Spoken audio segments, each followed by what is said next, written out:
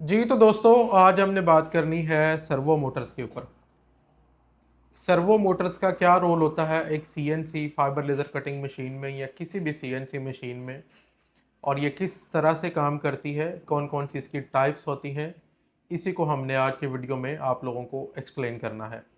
अस्सलाम वालेकुम, मैं हूं अता रसूल। आप देख रहे हैं अलबरकत इंटरप्राइजेज एंड अलबरकत ट्रेडर्स। एपिसोड हमारा 48 है और आज हमने सर्वो मोटर्स को एक्सप्लेन करना है। सर्वो पे हम पहले भी वीडियो एक बना चुके हैं, लेकिन आज एपिसोड का ये हिस्सा था तो हमने मुकम्मल तौर पे आपको एक्सप्लेन करना है।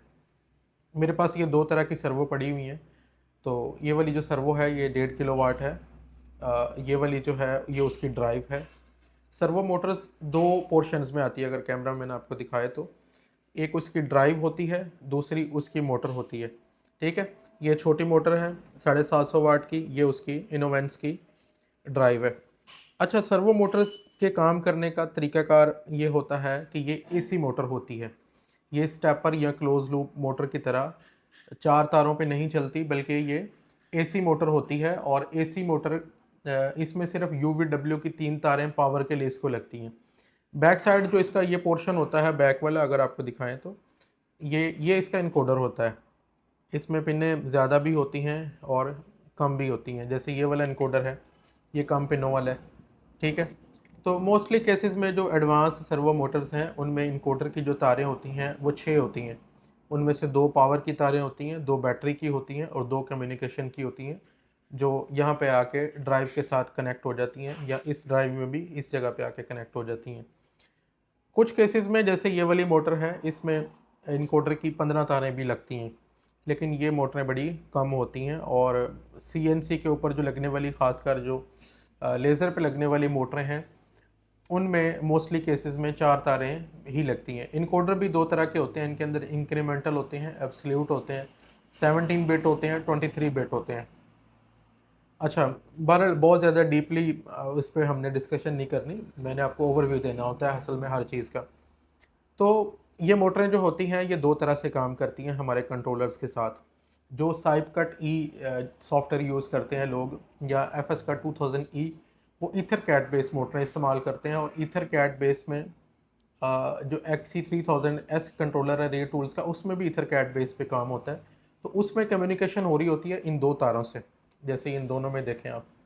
तो इन दो तारों से एक तार इसमें इन की होती है, एक आउट होके फिर दूसरी ड्राइव में चली जाती है।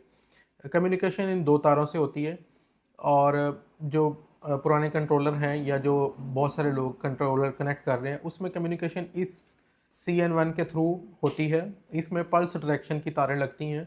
और क्योंकि लेज़र का सिस्टम बड़ा एडवांस होता है, तो इसमें पल्स डायरेक्शन के साथ इनकोडर की फीडबैक प्लस उसकी अलार्म्स और बाकी डाटा की फीडबैक भी हमें कंट्रोलर को देनी पड़ती है।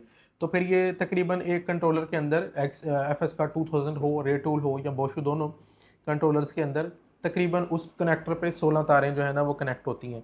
लेकिन ईथर कैट के बेस में ऐसा नहीं होता, उसमें सिर्फ एक ईथरनेट केबल जो है वो यहाँ पे लगती है और फिर दूसरी ड्राइव में चली जाती है। फिर वो ऐसे इन आउट होती हुई आगे चली जाती है। उसके नोड्स बनाने पड़ते हैं कंट्रोलर के अंदर और फिर वो काम करते हैं। अच्छा, अब ये ड्राइव है, ये मोटर है, ये ड्राइव है, ये मोटर है, ये आपने समझ लिया। ठीक है, इन दोनों के दरमियान हमें जो कम्युनिकेशन के लिए तारें होती हैं वो पावर की तारें चाहिए होती हैं, चार। 3 तारें यूवीडब्ल्यू की होती हैं, चौथी अर्थ वायर होती है।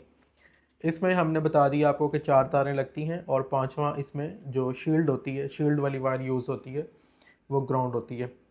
वो भी लाजमी लगानी होती है इसके अंदर। अच्छा, जब ये सेट होती हैं तो ये उसके साथ हमने मुकम्मल तौर पे सॉफ्टवेयर के साथ कन्फिगर करनी होती है। मीन्स कि ये जितनी मूवमेंट यहाँ से देती है, उतनी ही हमें वहाँ पे फीडबैक भी सॉफ्टवेयर के अंदर जानी चाहिए। और फिर ही हमें पता लगता है कि जितना हमने अगर 1 mm मूव किया है तो वहाँ पे फीडबैक जानी चाहिए कि 1 mm ही मूव हुआ है, इससे ज़्यादा या इससे कम नहीं हुआ। तो उसके लिए इसकी फ़ीडबैक इंतहाई ज़रूरी है। अगर ये फीडबैक नहीं करेंगी मोटरें या कम्युनिकेशन में कोई प्रॉब्लम होगी, तो फिर हमारा सॉफ्टवेयर भी इसके साथ प्रॉपरली कन्फिगर होकर काम नहीं करेगा। अच्छा, दूसरे नंबर पे मोटर की कुछ स्पेसिफिकेशंस होती हैं और ड्राइव की भी स्पेसिफिकेशन होती हैं। जैसे कि ये ड्राइव के ऊपर एक इसके ऊपर चिट लगी होती है, इसके ऊपर इसका मॉडल नंबर और इसके बाकी डिटेल्स लिखी होती हैं। ये 220 भी आती हैं, 440 भी आती हैं। ठीक है, जो जिधर लगानी हो उधर सिलेक्शन की जाती है।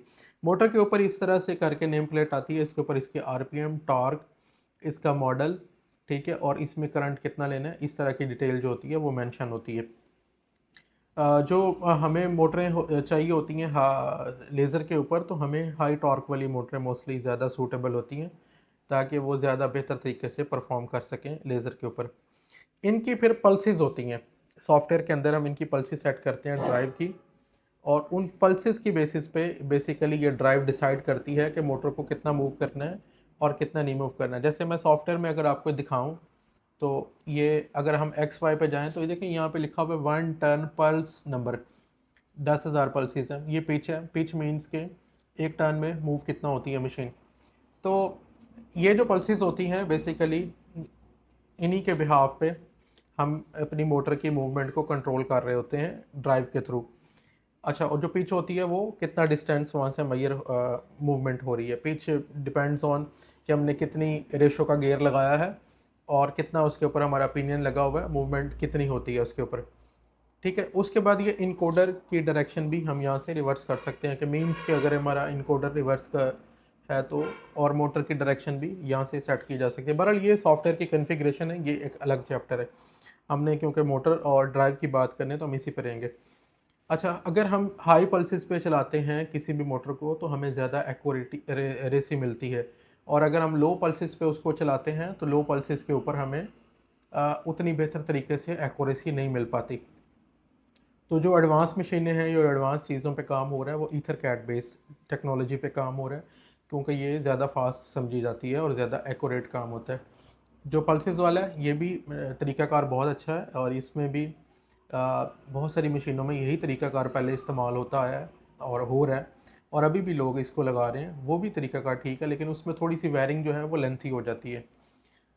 मेरे ख्याल में आप समझ गए होंगे कि सर्वो मोटर का रोल क्या होता है। बेसिकली ये ऐसी मोटर ही होती है, लेकिन ये कंट्रोल होती है इस ड्राइव से, और इसकी मूवमेंट कंट्रोल्ड होती है, और ये दो चीज़ों का सेट होता है, एक ड्राइव प्लस एक मोटर, और ये दोनों कम्युनिकेट करती हैं सॉफ्टवेयर के साथ, और उसको फीडबैक भी देती हैं, उससे इनपुट भी लेती हैं, और प्रॉपर उसके साथ कम्युनिकेशन कर रही होती हैं।